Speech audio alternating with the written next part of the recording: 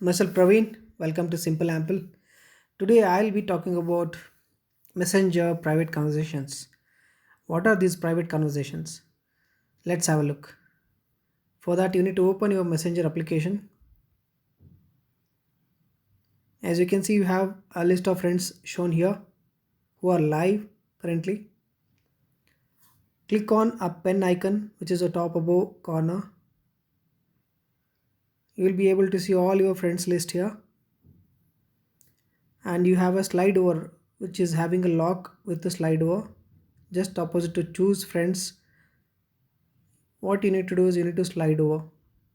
So this makes your conversations with any of these people in private, means it will be secretive and one cannot track. It is strictly encrypted.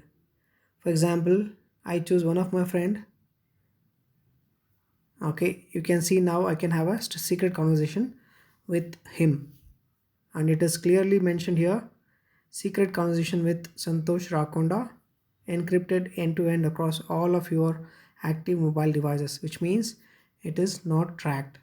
So this is a secret conversation feature which you can have on Messenger. Probably most of you are aware already, but this video is for them who's yet to discover.